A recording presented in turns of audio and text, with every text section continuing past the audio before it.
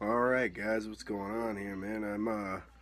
I'm back with another video here. I got a couple different things to show you. I've been waiting for some CDs to get in that I ordered like almost a month and a half ago to do this video, which has been unbelievably frustrating because I ordered 3 CDs from Amazon and 2 of them came together like a week and a half after I ordered them, and I've been waiting for this last one to get in for a while now.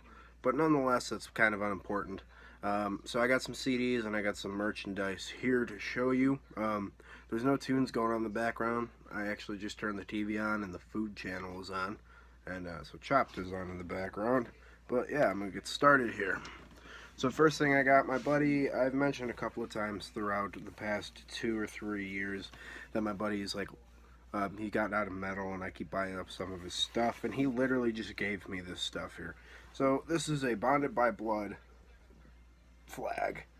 Nice poster flag, good size. He just gave it to me. He wanted it out of his room. So I appreciate it, Sammy. Good stuff. You know, it's a classic record. And he gave me these 2 things here. This is a Exodus beanie. Just a regular, like, regular beanie with the embroidered logo. And then he gave me this other beanie here, which is the Black Dahlia Murder. This is a cool one. I like this one a lot. I like folding beanies a lot more than I do non-folding beanies. I don't really wear them a lot. I don't really need a lot of extra help keeping my head warm. So, yeah, but it's cool to have them. I do wear them sometimes when I'm doing physical things, because, you put your hair up in it. It's helpful. So here, I had one more, but I gave it to my buddy, and I don't even remember what it was. I think it was a revocation pin, but I have all these other pins here. I have the Sepultura one, the old logo. These are also from Sam. Yeah, cool old Sepultura logo. Big old Morbid Angel logo. I like this one a lot too. Nice, what are these called? Enamel pins, I believe. Classic logo. Obituary. Color one, not even just the metal. It's cool. Let's see. These last 2 I don't really care that much about. I do like this one, though. I'm probably going to keep it. It's Gate Creeper. Gate Creeper logo. And then a Full of Hell logo.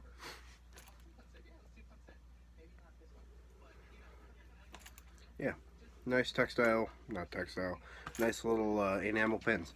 So that'd be it for the merch. Then I got this stack of CDs. So I don't have a ton, but I do have enough to show. This first one I actually have had for a long time, but I lost the CD itself, and it's been gone for like 2 or 3 years now, at least. So, but I found it again, so I'm going to show it. It's the Spectral Sorrow by Edge of Sanity.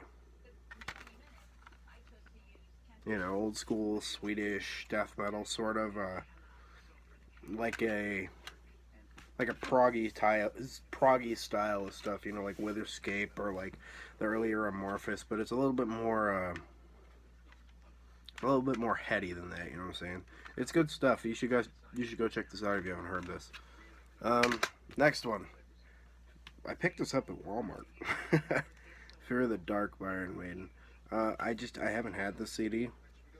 I love the album, and I get in this kind of a mood pretty regularly where I want to hear some like power metal or Iron Maiden or something like that, which is kind of like the precursor to power metal. But yeah, I love this album. A lot of people hate it. I mean, I get why some people dislike this comparatively speaking to other Maiden records, but whatever. This is a CD I've been meaning to get. These last 3 metal ones here, and then I'm going to go into something else. But these metal CDs here is Burzum, Oski, and the regular self-titled. It's these like slipcase reissues that I hate. Wish they didn't even do that. I wish they'd just do the jewel case, but whatever. Yeah, it's a reissue. Really basic looking packaging. All these reissues kind of have the same look to them. But yeah, I'm really glad I finally got a hold of these. I just, I just decided to grab them finally, these Burzum records. I've been meaning to for quite some time. Next, Det som Ingang Var by Burzum, as Varg says it. I love the album cover. You guys all know I got the hoodie of this, and it's actually my favorite Burzum record by probably far. It used to be Philosophum, but there's just something about this this record. I think what song was it? Inrang till I hears. I don't speak Norwegian, but it's that one. That's one of my favorites. Great record. I like how doomy this is and kind of triumphant sounding.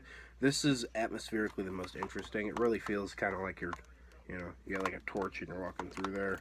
Maybe slang some kind of drugger or something. I don't know. Last Burzum CD I got is Hivis Lesetar Os. It's a great record. Obviously, Det som Ingang Var is the best song in there. Tom Het's a cool song, I guess, if you're into the ambient stuff. The other two tracks, I'm not even gonna make an effort. Hivis Lesetar Os is a good song. So is the other one. So that's it for the metal CDs here. But I do have a stack of non-metal, and I picked out some of the highlights. Now, this first one here is kind of metal. It's like borderline, but the rest after that won't be. So if you get bored after this guy, check out. So this next one I got here is Climbing by Mountain. This is like a super, super heavy blues rock band from the late 60s and 70s. The reason I say it's kind of metal is it's kind of like that proto sound of metal. That's just super, super heavy, especially for the time. It's a great record. I mean, everybody knows that their hit Mississippi Queen. Theme from Imaginary Western's a cool song. Or Four Yaggers Farm, Sitting on a Rainbow. It's a good record.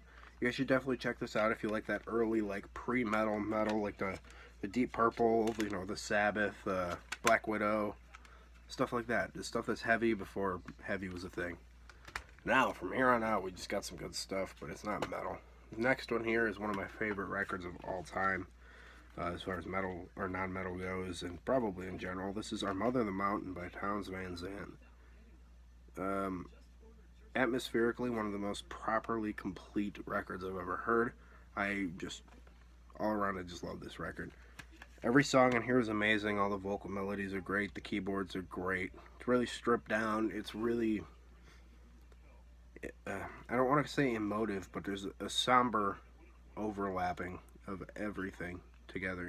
It feels like one cohesive record that tells a bunch of individual stories, and every one of them are kind of got the somber feel to them. It's really good.